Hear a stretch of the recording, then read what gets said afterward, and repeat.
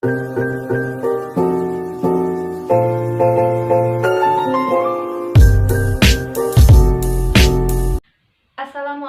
warahmatullahi wabarakatuh. Saya Fitriani dari semester 7A, Fakultas Ilmu Sosial dan Ilmu Politik Universitas 11 April Sumedang.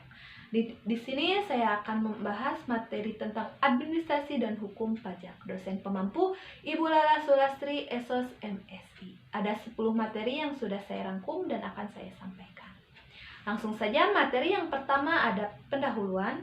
Dalam pendahuluan ini ada sejarah pemungutan pajak dan ada sumber penerimaan negara.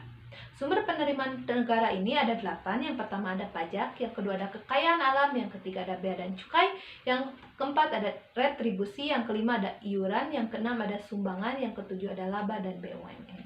Yang terakhir ada sumber-sumber lainnya.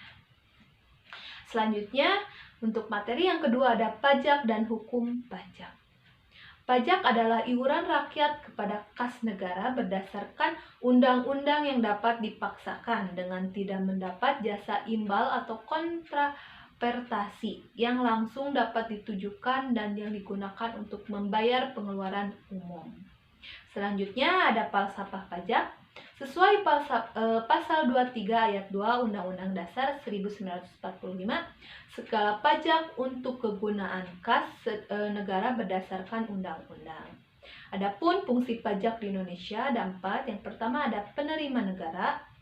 2. Mengatur perekonomian untuk pertumbuhan lebih cepat. Yang ketiga ada menjelma kekeluargaan dan kegotong royongan rakyat. Yang terakhir ada tarif progresif, golongan mampu dikenakan tarif yang lebih tinggi. Selanjutnya ada hukum pajak. Hukum pajak adalah suatu kumpulan peraturan-peraturan yang mengatur hubungan antara pemerintah sebagai pemungut pajak dan rakyat sebagai pembayar pajak. Dalam hukum pajak ini ada cara mengatur hukum pajak, ada kedudukan hukum pajak, ada sistematika hukum pajak, dan ada asas-asas pemungutan pajak. Selanjutnya, ada materi yang ketiga, ada teori-teori pemungutan pajak. Teori-teori pemungutan pajak ini ada 4. Yang pertama ada teori asuransi, yang kedua ada teori kepentingan, yang ketiga ada teori gaya pikul, dan yang terakhir ada teori bakti.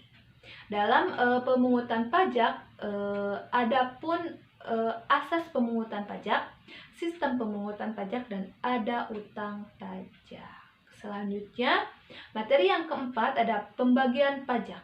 Pajak dibagi menjadi 3. Yang pertama ada pajak berdasarkan golongan, yang kedua ada pajak berdasarkan wewenang pemungut, dan yang ketiga ada pajak berdasarkan sifat. Selanjutnya, telsel pemungutan pajak ada 3, yaitu telsel nyata, telsel fiktif, dan telsel campuran. Selanjutnya, untuk materi yang kelima ada subjek dan objek pajak. Untuk pengertian subjek pajak adalah pihak atau orang maupun badan yang akan dikenakan pajak. Dan objek pajak adalah segala sesuatu yang akan dikenakan pajak. Sedangkan wajib pajak adalah subjek pajak yang telah memenuhi syarat-syarat objektif sehingga kepadanya diwajibkan untuk pajak. Selanjutnya ada subjek pajak penghasilan atau PPH. Yang pertama ada orang pribadi, yang kedua ada warisan yang belum terbagi sebagai satu kesatuan penggantian yang berhak. Yang ketiga ada badan, yang keempat ada BUT. Selanjutnya di sini ada jenis subjek pajak. Jenis subjek pajak ini terbagi menjadi 2.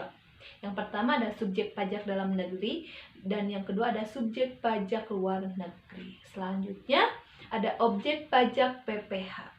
Penghasilan menurut Undang-Undang PPH pasal 4 ayat 1 dan 2 adalah setiap tambahan kemampuan ekonomis yang diterima atau diperoleh wajib pajak baik yang berasal dari Indonesia maupun dari luar Indonesia, yang dapat dipakai untuk konsumsi atau untuk menambah kekayaan wajib pajak yang bersangkutan dengan nama dan dalam bentuk apapun.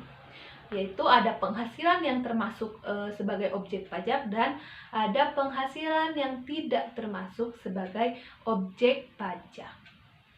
Selanjutnya ada dasar pengenaan PPh.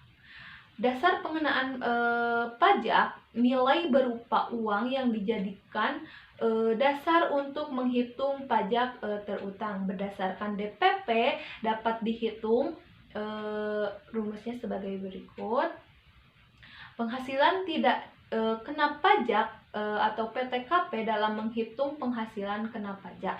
Wajib pajak orang pribadi dalam negeri kepadanya diberikan pengurangan berupa penghasilan tidak kena pajak atau PTKP.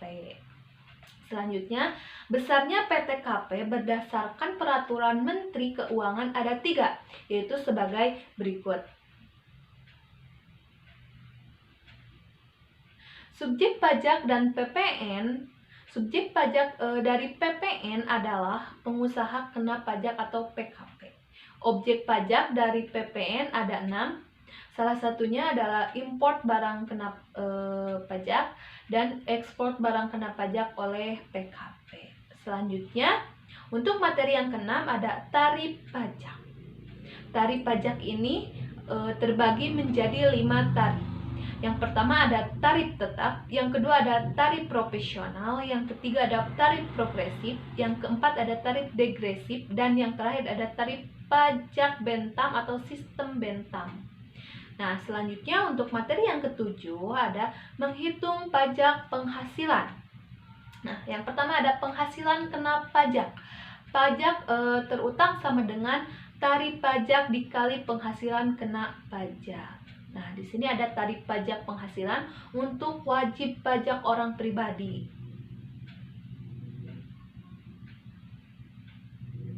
Selanjutnya yang kedua penghasilan neto. Besarnya penghasilan neto bagi pegawai tetap adalah jumlah seluruh penghasilan bruto dikurangi dengan biaya jabatan sebesar 5% dari penghasilan bruto.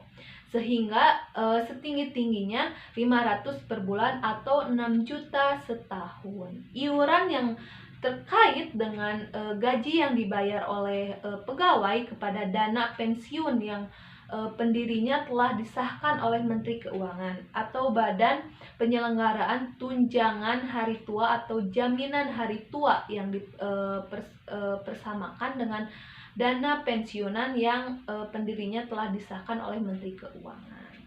Untuk selanjutnya, materi yang ke-8 ada peradilan dalam hukum pajak.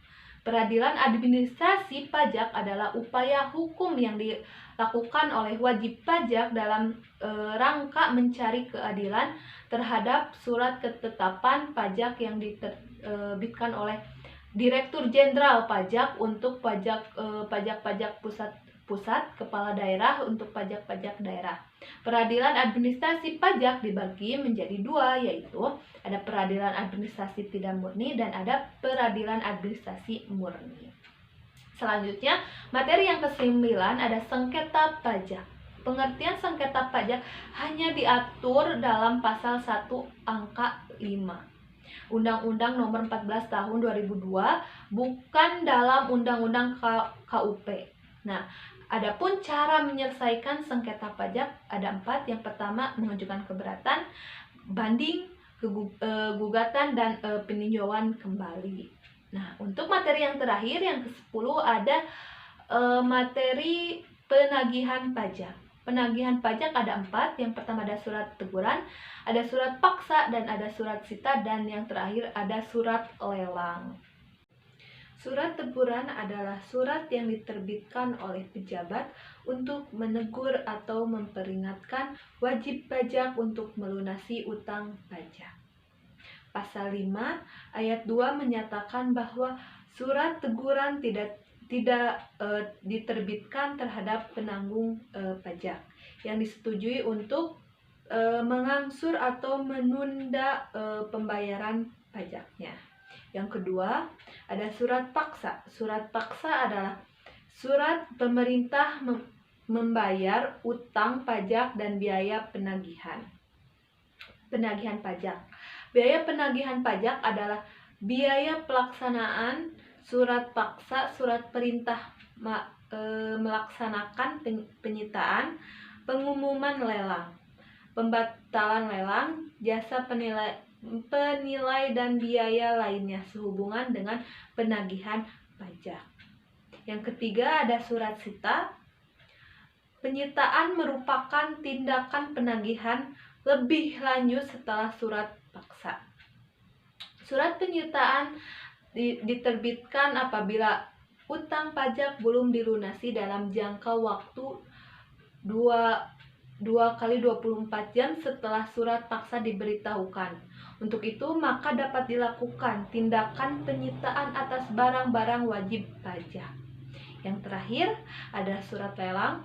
Surat lelang adalah proses pembeli dan menjual barang atau jasa dengan cara menawarkan kepada penawar serta lelang memberikan penawaran harga lebih tinggi dan kemudian barang terjual kepada penawar harga tertinggi. Sekian rangkuman dari saya. Mohon maaf apabila banyak kekurangan. Wabillahi taufiq wal hidayah. Wassalamualaikum warahmatullahi wabarakatuh.